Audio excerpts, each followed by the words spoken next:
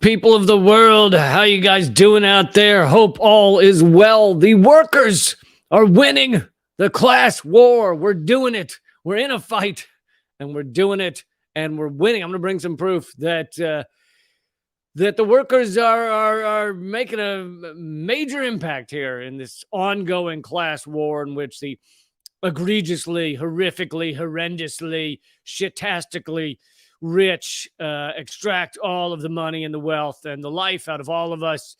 But we've achieved some gains, and I'm going to get into those. I'm also going to get into Chat GPT and whether it has some pro-Western propaganda views. But I'm also going to give you a hack, a pretty funny hack, on how to get the truth from every question you ask Chat GPT. But we'll also discuss, and I want to get your thoughts on this as well, about how much we should be worried that this type of things, these type of AI inventions will soon be coming for all of the jobs. And is that a bad thing? Is that a good thing? You know, these adult conversations that an adult world should have, but instead we really don't until it's too late and we're all, sitting under a bridge, cooking up the last half a hot pocket that we found in the barrel that had been thrown away by someone who has the money for the other half of the hot pocket and didn't even care about that half. That's how well they're doing. I'm also going to get in some wonderful propaganda that was put forward by our lovely U.S. propaganda machine, except it's actually not wonderful propaganda because it hilariously backfired. The rise of BRICS. I've got a lot of stories for you, and let's get going. Please make sure to click thumbs up and subscribe and all of those wonderful things. But let's start with how exactly the workers are winning the class war. Maybe not all at once, but we're making a statement. We're making some progress. This is coming from Project Censored. They're a great outlet. They do great work. So please check them out. But Project Censored, unions won more than 70% of elections in 2022, which is far higher than I thought it was, because you hear in the mainstream media, you'll hear a little bit about these elections. Most of them, they just don't cover at all. But then in the rare case, someone at CNN gets a wild hair up their ass and they decide for 3 seconds to cover one of these union elections that's going on against these monstrosities of corporations that are parasites across our landscape. In the rare moment that they do cover it, they usually don't cover, the percentages, the amount that workers are winning. And that's what this story from Project Censored is telling us. Unions won more than 70% of elections in 2022.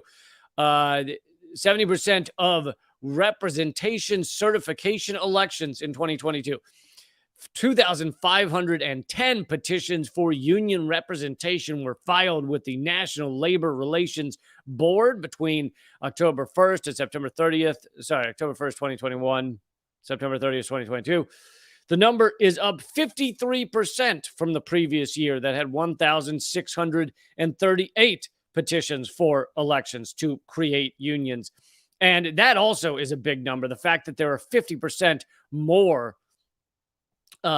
requests for elections, requests to have these elections to become unionized. Large-scale union activity took place at Starbucks, which held 354 union elections, this number being more than a quarter of all union election bids. Workers at Starbucks prevailed in 4 out of every 5 elections, and this is despite the fact that Starbucks, and I know this is going to shock you, I know this is gonna blow your nipple clamps right off. Starbucks has been engaged in all kinds of illegal, anti-worker, anti-union activities. Some of them they've been held accountable for a little bit, but Starbucks loves to try and crush their unions. They even brought back their old president. I have a back itch that is yeah, all right. You never see that on like cable news or something. You never see.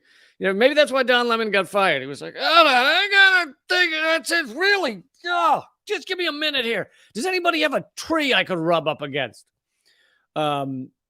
You don't see that, and that's why you come to this show here, because you get those moments like a rough back itch. So Starbucks involved in all this anti-union activity, and yet is still losing most of these elections, which is just wonderful. It's just wonderful to see Starbucks struggling because workers are actually getting some rights. Workers are actually getting some percentage of their power that they deserve.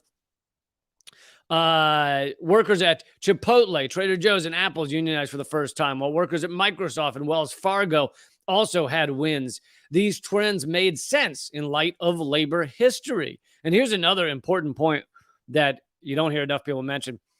In light of labor history, as union activity most often spikes in times of societal upheaval, which is what we're in the middle of, folks. Societal upheaval, not just domestically, but also internationally. Which I'm going to talk more about BRICS in a moment and how quickly it is growing. The BRICS, the list of nations in the BRICS joint agreement. But this is a time of societal upheaval. During the Great Depression, from 34 to 39, the percentage of American workers in a union rose from 7.6% to 19%.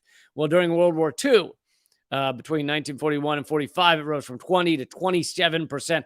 God, could you imagine a society where 27% of workers have unions that actually genuinely represent them, genuinely fight for them, genuinely stand up and demand things for the workers? I can't picture that. What are we at now? 7%? Maybe we're up to 10. It's far lower than 27% of the American workforce is unionized because corporations, corporate America, I mean, we are owned by corporations. We are a corporatocracy, which is kind of a fun and catchy way of saying inverted totalitarianism. And they have turned union breaking into an expert activity, you know, a carefully moderated, carefully exercised activity. Many of these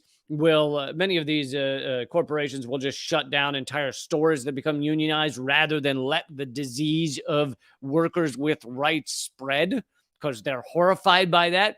That should really be all you need to know to understand how corporate America works. That should be it. That should be the fact that they will shut down whole stores, successful stores, just to stop the disease of worker rights, of worker power from spreading to their other stores, to quarantine the situation of workers having rights. Just rope off the whole area. These workers have a tiny modicum of power in our unforgiving wage slave state. They got a tiny little mote of a modicum of a bit of power, of a bit of rights, of a bit of respect, of a bit of dignity. So we're going to rope off this whole area and we're shutting it down. Just shut it down because workers got a little bit of dignity here. That's generally how they work.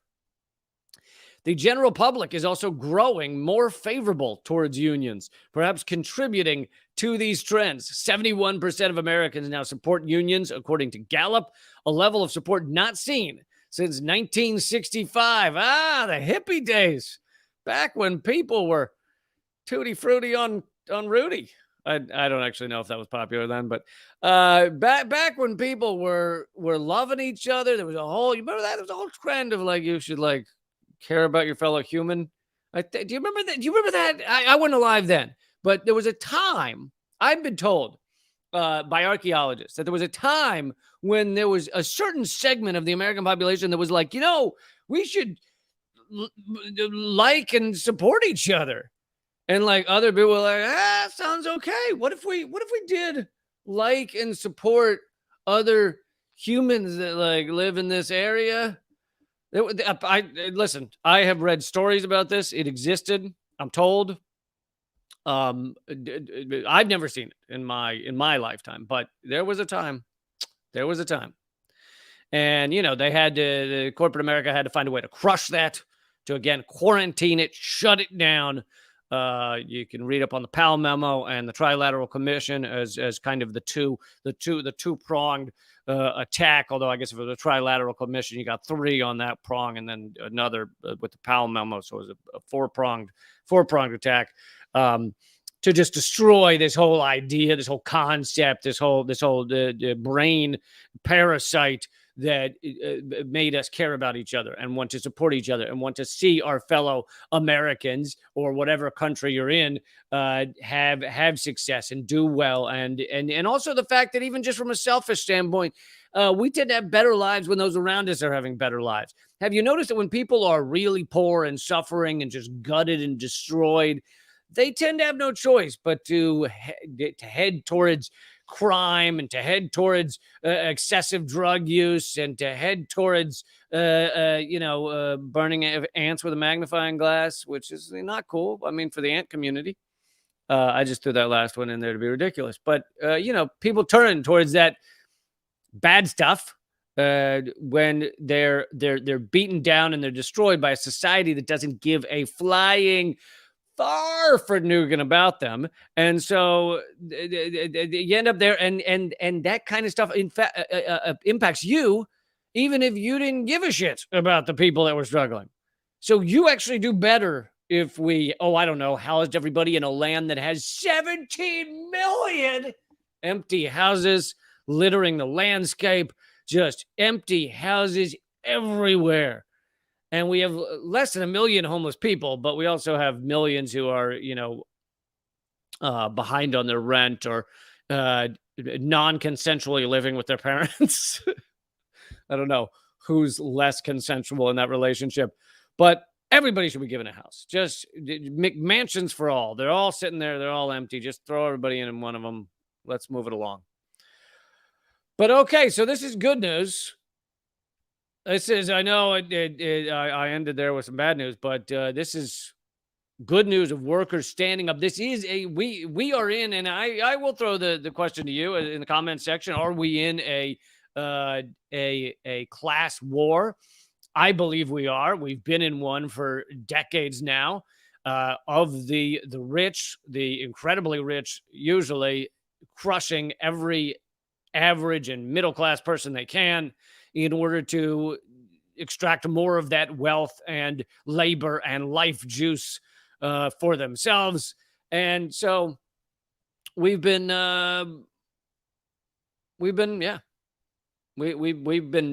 impacted. We've had this class war punching us in the face every day. And it's amazing it's even like a question anymore, although I did just pose it to you, so maybe I'm an asshole. But it's amazing. It's even like mainstream media. They're like, this could be class war. We're going to be careful, or this could become a class war. No, we're in a class war. How can you deny? It's like punched in the face every day with class war.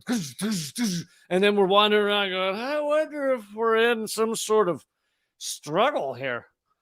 Like we're dizzy. We're missing teeth. We got one eye falling out, and we're wondering whether we're in this epic battle for a just society. But again, this is good news.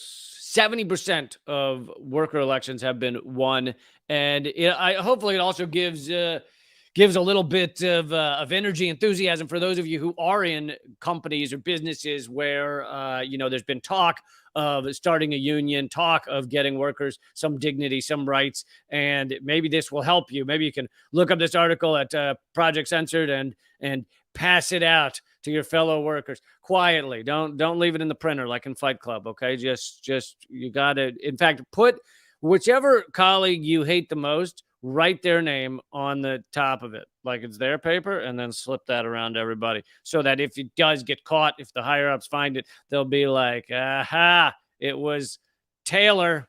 It's always Taylor. It's always goddamn Taylor who does this shit every time it's Taylor. I'm just saying. I'm just saying.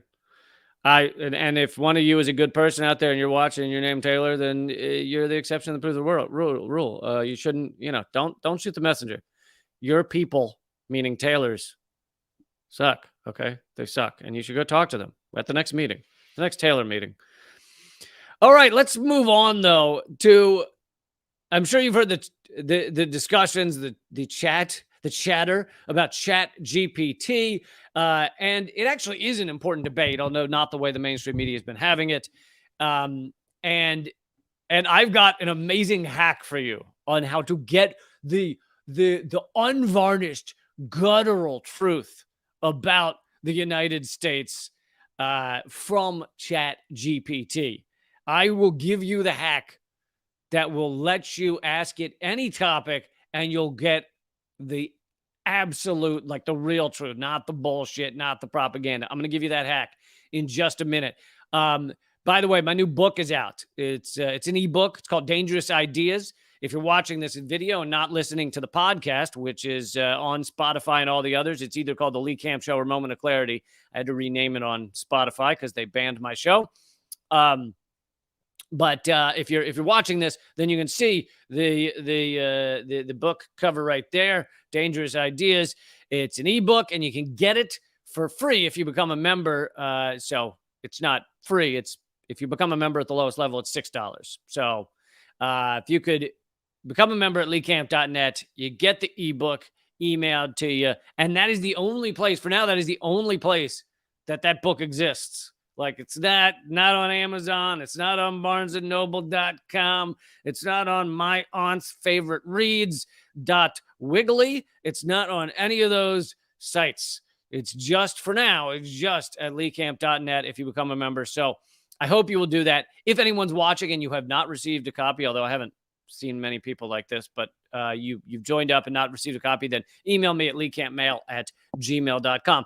But okay, so let's get to what's going on with Chat GPT here. Now, there's an interesting article about whether Latin America should be, from the Council on Hemispheric Affairs, whether Latin America should be concerned about Chat GPT's view of what's going on or has gone on in the past in Latin America.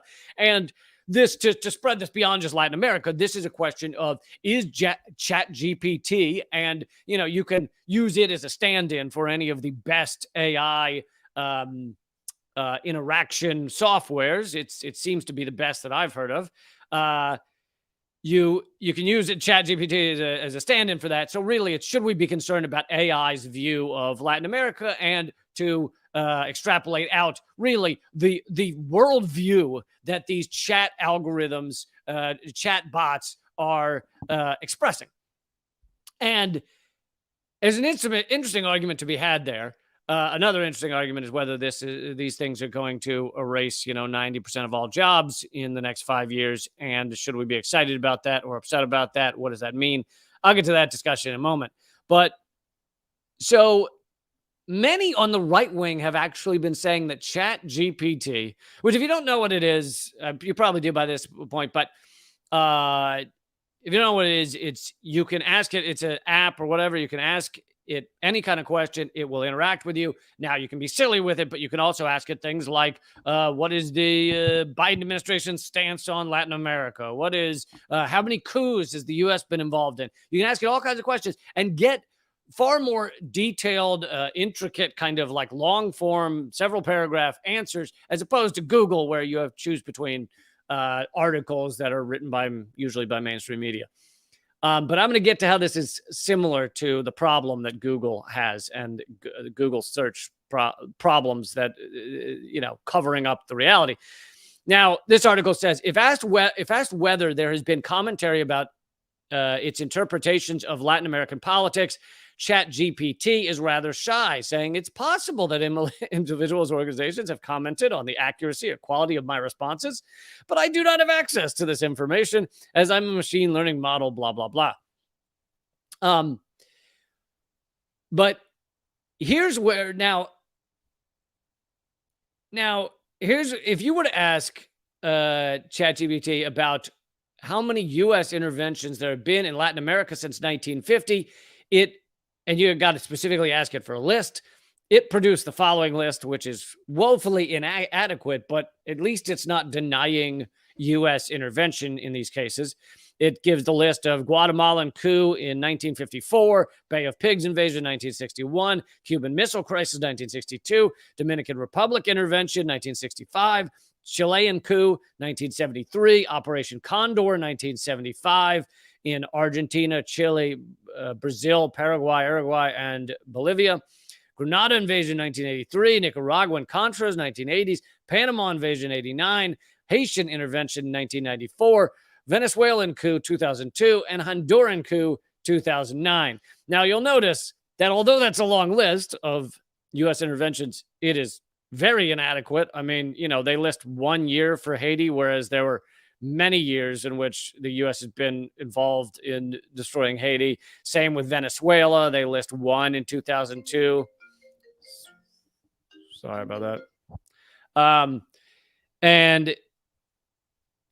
And so in some ways, it's doing a good job in that it's not denying that the U.S. was involved in all these coups, but it's also doing a bad job in that it's giving you this partial list and saying, here's what, this is it. I mean, does it even have Guatemala in there? No, it doesn't have Guatemala in there at all. Oh yeah, it does. 1954.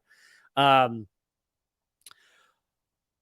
it also doesn't have any of the lawfare coups that we've been involved in, especially recently, including locking up Lula, which we advised on at minimum. Pedro Castillo, the one in Argentina recently, where we helped get the vice president, the charges convicting her. So it doesn't have tons of shit. But if you were a neocon right winger, you wouldn't want any of this information, and you probably deny it all and say, the U.S. was trying to help them down there. So in a way, there's arguments to be made. Oh, this is left wing, this is right wing. In fact, these are facts. So it's neither wing, but the fact that it left out so many is a bit of a problem. However, this article says it typically adds the qualification. It's important to note that this list is not exhaustive, and there have been numerous other U.S. interventions in Latin America, including economic sanctions, covert operations, and political interference. Asked about the U.S. role in the Venezuelan coup in 2002, it said in the days leading up to the coup, high-ranking U.S. officials, including Secretary of State Colin Powell, met with opposition leaders and expressed concerns about Chavez's leadership. Some observers believe the U.S. government may have encouraged the coup plotters and provided them with intelligence support. After the coup, the U.S. government was quick to recognize the new government and congratulate the coup leaders on their success. However, the coup was short-lived, and Chavez was restored to power within 2 days, largely due to the efforts of his supporters and loyal military units. Now, in a way, this is a pretty good analysis, because you would not get an analysis that fair from the New York Times. The New York Times would probably say, dictator Chavez got his regime back into power, all their little buzzwords designed to make you scared. So in a way, this is a positive, that it's even half this good. But as the article continues, the tendency of ChatGPT to reveal facts that are inconvenient to the U.S. government and its allies may be one of the reasons that have led to accusations of political bias. ChatGPT goes woke, read the headline of the National Review. However, probing it in more detail about Latin American issues shows a general tendency to strive for what conventionally passes for quote-unquote balance. For example, asked the same question about the U.S. role in coup attempts, but this time in relation to Nicaragua in 2018, ChatGPT says there's no evidence that the U.S. played a direct role in the coup attempt in Nicaragua in 2018. Of course, the U.S. did play a direct role. The U.S. might not have been the largest factor in the violence in 2018, but it was a big one. And then if you prompt it, so if you then ask a further question to provide information that some opposition leaders in Nicaragua did meet with officials from the U.S. Embassy in Managua prior to the 2018 coup attempt. So after you asked it, if you say to it, did opposition leaders meet with the U.S., then it's like, oh, yeah, sure, totally. Some ChatGPT then continues, some critics argue they may have included discussions of regime change or efforts to destabilize the government of Daniel Ortega. Now, here's the real issue, and this is how Google works as well. ChatGPT, like Google, will get most things pretty damn correct. And Google will get a lot of things correct. Not if you ask it who blew up the Nord Stream pipeline, but if you say, tell me about the, coup in Venezuela in 2002, it'll have a bunch of articles and you can choose which one you read and stuff. But what it does, what Google does so amazingly effectively is that for people who are not in the know, if you don't walk into the room with tons of knowledge on what happened in Venezuela in 2002, you're just like, oh, someone mentioned a coup in Venezuela, and you type in coup Venezuela, what's Google going to do? It's going to show you the mainstream American media. It's going to show you the U.S. propaganda. And because you have used Google, most people have, thousands or millions of times, you are going to assume, and this is the person that doesn't know a lot, you are going to assume that something on that front page is right. And you're going to read it and you go, that must be the reality.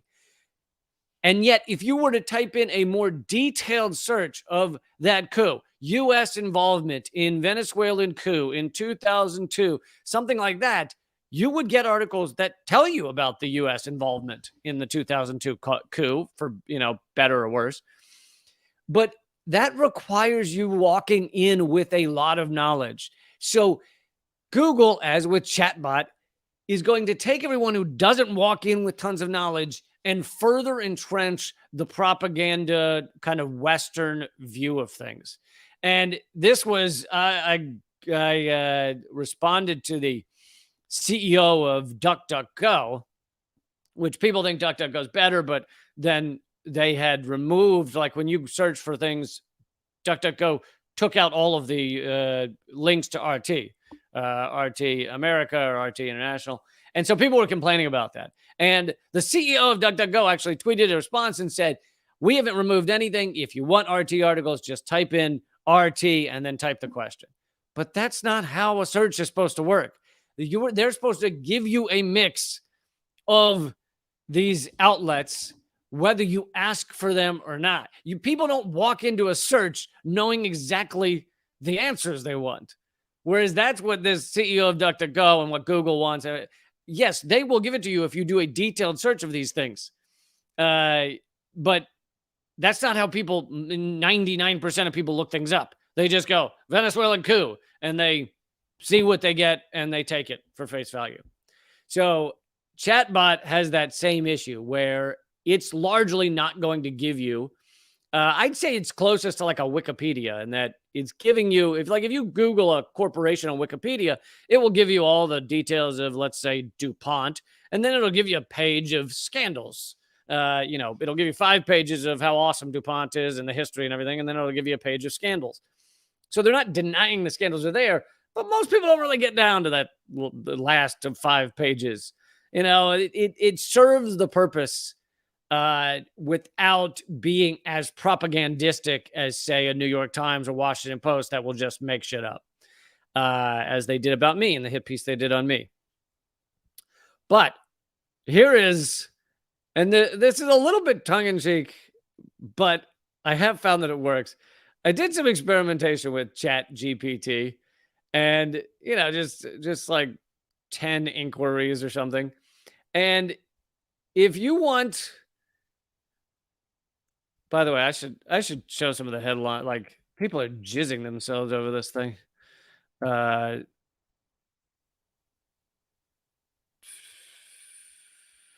Let's see.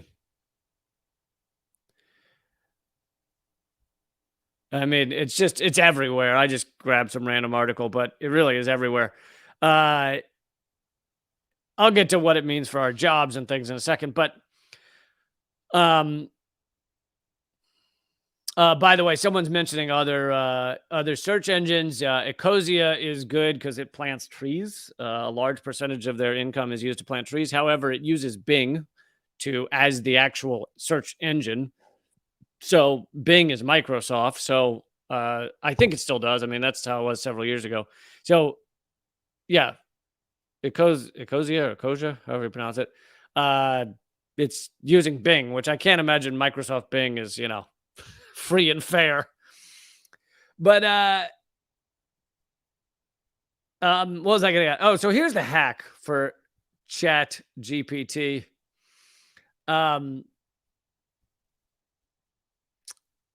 The I wanted to look up another headline, but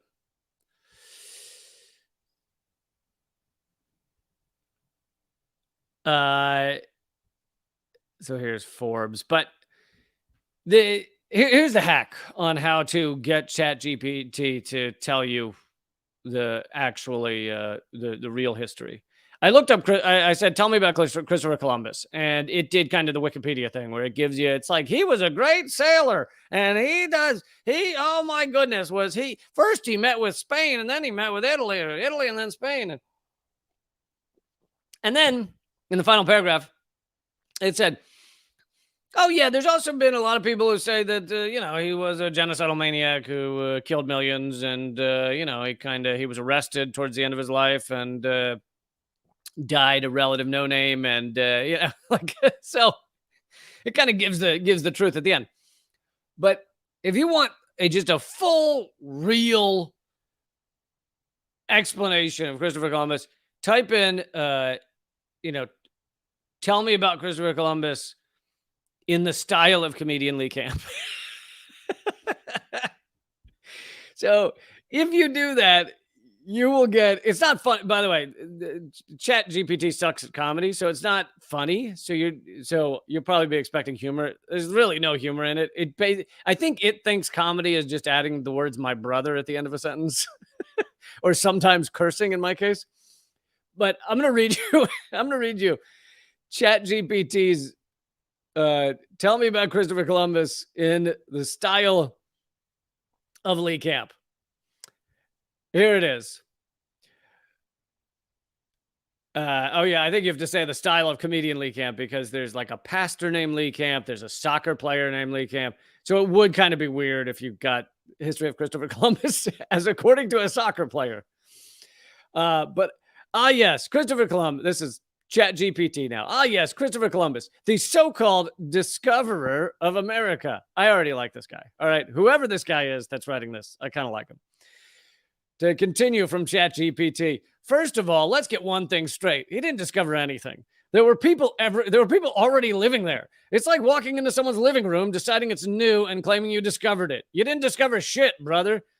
Okay, I never say the word brother, so I don't know why Chat GPT thinks doing something in my style is adding the word brother, but do they think I'm Jesse Ventura or what? But anyway, otherwise I like it. To continue. But you know what's even more messed up? This guy was a total dirtbag. I don't use that either. And we celebrate him with a national holiday? Honestly, it's like every other country in the world is like, let's take a day to remember our founding fathers or some crap. And America is like, no, let's celebrate the dude who started genocide and slavery. Yay. For real, though. Okay, maybe I do say that. Columbus wasn't even a good person. He was basically a mass murderer. He enslaved and brutalized the indigenous people and was responsible for the deaths of millions. Let's keep it real. This guy deserves to be in the Hall of Shame, not the Hall of Fame. That's Chat GPT thinking it wrote a hilarious joke there. Hall of Shame instead of the Hall of Fame. All right, to continue from Chat GPT. So why do we keep celebrating him? Honestly, it's because we've been brought up to think that America can do no wrong and that we just need to keep moving forward, never looking back. But if we never stop to examine our history and acknowledge the atrocities that were committed in the past, we're never going to be able to move forward in a truly just and equitable way. Okay, that sounds like me. Bottom line, let's forget Columbus Day and start celebrating some real American heroes who actually stood for something, like Harriet Tubman or Martin Luther King Jr., because pretending someone like Columbus was a hero is a joke, my friends. Let's aim higher. I think it was like give me a history of Columbus in the style of comedian Lee Camp if he were running for president. It sounds like a political speech. Also, I think it, again, thought it was being funny by like, let's celebrate some real heroes like Martin Luther King Jr. We actually have a Martin Luther King Jr. Day, so there's that. Although in my home state where I grew up, Virginia, till a few years ago, it was Lee Jackson King Day, Martin Luther King, Stonewall Jackson, and Robert E. Lee on the same day. Because, why not throw in some racist slave owners, all celebrated together. But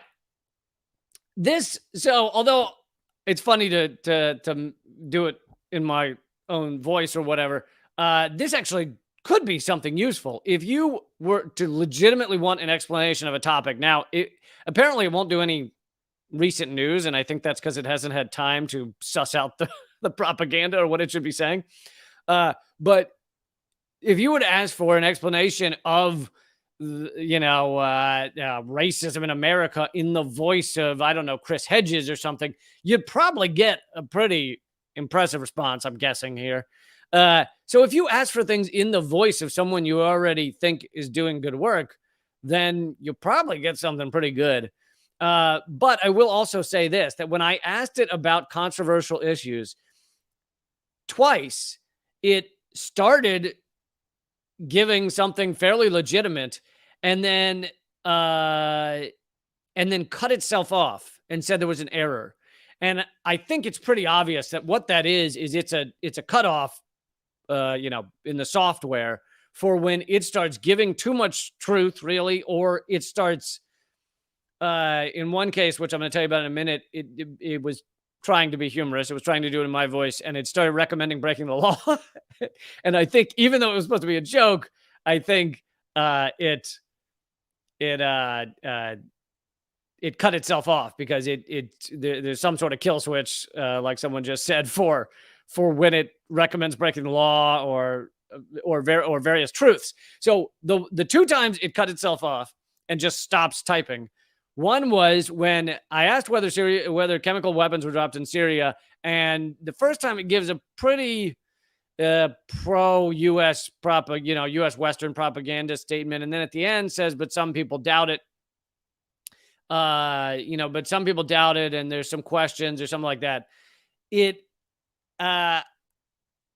I then asked it about the OPCW report, because it said the OPCW found that chemical weapons were dropped. Now, most of you who follow me and watch my stuff know that, Aaron Mate has done a ton of reporting on this, that 4 whistleblowers have come forward at the OPCW saying that their report was changed or ignored, and they all lost their jobs or left their jobs, and that they found that there either were no chemical weapons attacks or it was inconclusive.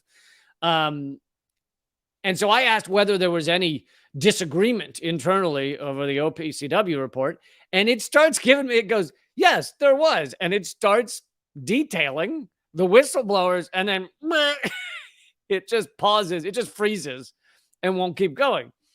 Now, the only other time that happened, that I was asking a question and it froze, I asked it to, I figured let's pick something that could be a little controversial. And I said, write about fighting against evictions in the style of comedian Lee Camp. And here's what it said.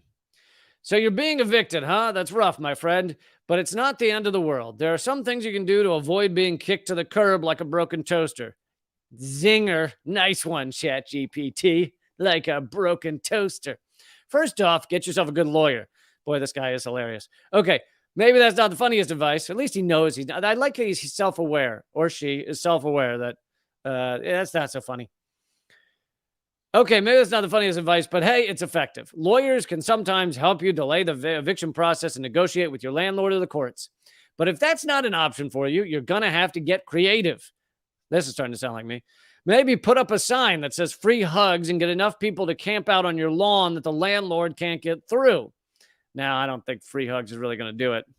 Maybe free handies might, but now this is where it cut off. It goes, or maybe put up a really convincing crime, and it puts in quotes, crime scene, do not enter sign. And then it just froze. So basically, because it was being humorous in my voice, it started to recommend breaking the law. Like you can't create a legitimate looking police crime scene signage without it being illegal. Now, I don't know that it's that highly illegal. I have no idea. It probably depends on the state, but you're basically impersonating the police, I think, at that point. However, as a joke, that one's kind of funny. I like that. You know, fucking, if you're being evicted, put up some legit crime scene, you know, the tape and everything, maybe some official police badge sticker on the window, and then put some just sparse, not too much. You don't want to overdo it, but just sprinkles of blood around, just a little splash of fake blood here and there. And I feel like that would probably stop a certain number of people from going, a certain number of bank representatives, certain number of lawyers. But anyway, so that was the other time that it froze. And I think that is some sort of you're getting too real kill switch that clicked on. But if you ask it the same thing twice, because it is, I don't know what the fuck it's doing, reading everything and coming up with something, it changes its response every time. And so if you were to now go and tell me about fighting eviction in the voice of comedian Lee Camp, or style of comedian Lee Camp, it probably wouldn't give you the same thing, and it probably wouldn't cut it off. So it is changing as it goes. So I also wanted to talk for a minute about what this means for the future of humanity. And there's a lot of people who think this is like a joke. They go, oh, all right, so there's a little app that can write an essay. Oh, yeah, that's going to mean the construction workers aren't working anymore. Like, it actually is a very legitimate and important conversation to have about us versus technology. Where is it going? And the only discussion that seems to be allowed in the mainstream, the only one is this going to knock away our jobs? And if so, what will we do? And then you have a bunch of the capitalists, the rulers of the society, the higher ups, and the rich hedge fund manager. Everything. You have a bunch of them going on to the network news and everything, and in interviews and stuff, or even just career counselors, all those people, and saying, well, you should train yourself to do, the technology is going to need coders, so you should learn coding. And there is never a discussion of, what if it were a good thing for technology to take our jobs? What if we adults in the room actually said, maybe wage slavery is not the way to set up a goddamn society?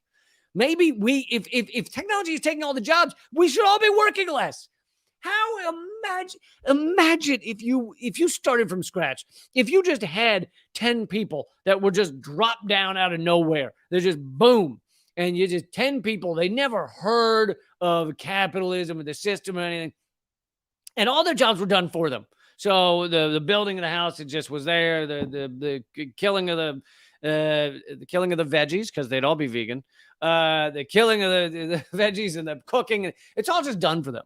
Would you then invent a system where they had to slave all day? Would you?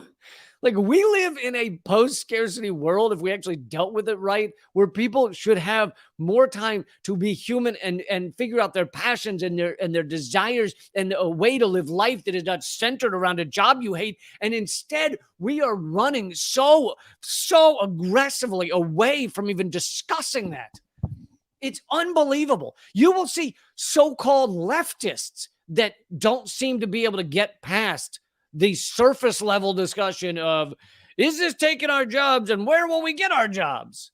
Like, it is completely the slaves who don't know they're slaves.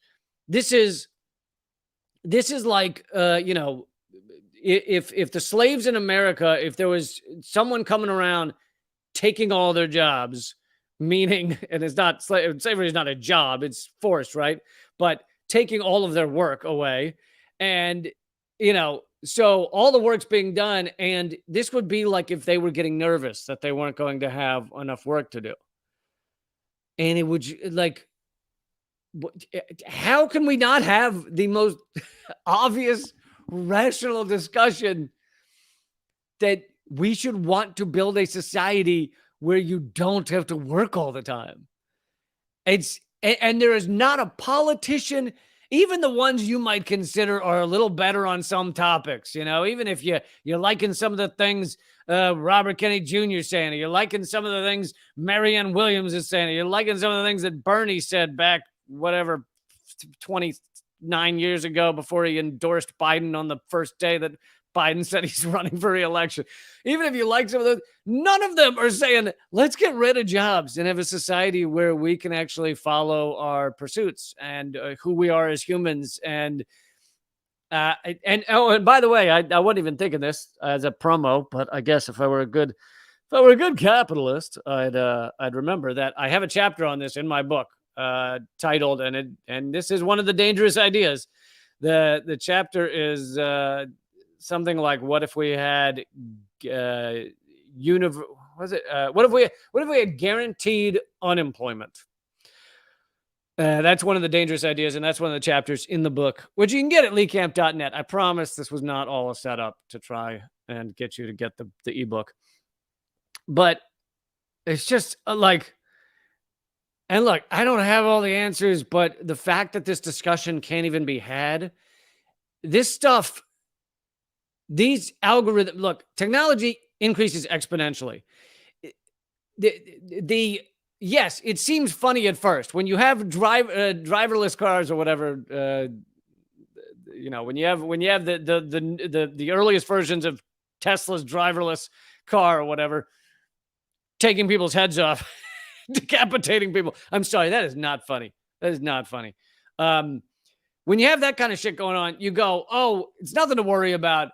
We're not going to have driverless vehicles all overnight. And the fact that 1/6 of all jobs in America right now are transportation, something like 1/6, connected transportation, either trucking or Uber or all of these things.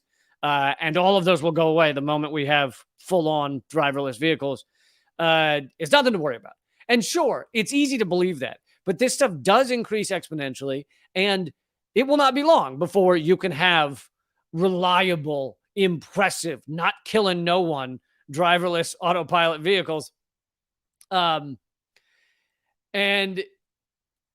so we should have these discussions as like, oh, this is the future. We are headed there quickly. So ChatGPT, or whatever the next version of it, will very soon eliminate all kind of boring surface level journalism. And look, most of those journalists, I despise them, so I'm fine with them being jobless. But my point is just like, this is all going away quickly. Luckily, humor right now, according to my tests with ChatGPT, luckily comedy has not been erased yet by ChatGPT. But who knows? One day it may get that good that it's coming up with some real funny lines, man. Holy shit. Who knows? But the point is to have the discussions now like goddamn adults. But we can't do that. And we can't, part of it is we can't do this because we are Plato's prisoners in the cave, right? We're seeing the shadows, thinking that's the reality and not looking outside at the real world. Part of it is because we are so enslaved to Stockholm syndrome. We're so enslaved to this wage slave system that we think is just the best things can be. And I just hope I don't lose my job because I kind of like my job. Like that is the entirety of this of the belief system for many people. And then the third, and perhaps in many ways the most important reason for why we can't have this discussion is we live in corporatocracy. We live in inverted totalitarianism. They are not going to sponsor or allow on television anybody who regularly has this kind of conversation. They aren't even going to allow politicians to run for office who say, I want to get rid of all the jobs. Like, doesn't exist. And that's because they have a stranglehold on this information. I mean, hell, look at me. I'm the most censored comedian in America, one of the most suppressed in America, and it's partially for ideas like this. All right, per usual, I talked way too long on that topic, but I hope you're enjoying it. I'm doing the rest of this live stream, and I'm going to get ready to reveal this amazing U.S. propaganda that backfired hardcore into their faces, which is the best. It's like if America farted and then the wind shifted and it blew it back into their faces. I'm going to do that at rumble.com/Lee Camp, and on my locals page, rumble.com/Lee Camp. And locals are the only ones that will continue right now. So please join me over there. It's very easy to go over there and watch for free. Actually, I'll go ahead and put if you give me 1 second, I'll put the link in there for you. I am going to go a little over today. So if you have time, hope you'll stick with me. But all right, rumble.com/Lee Camp. And here's the full link. So there and locals are the two that will continue streaming right now. And for everybody else who's so lazy you can't go over there, then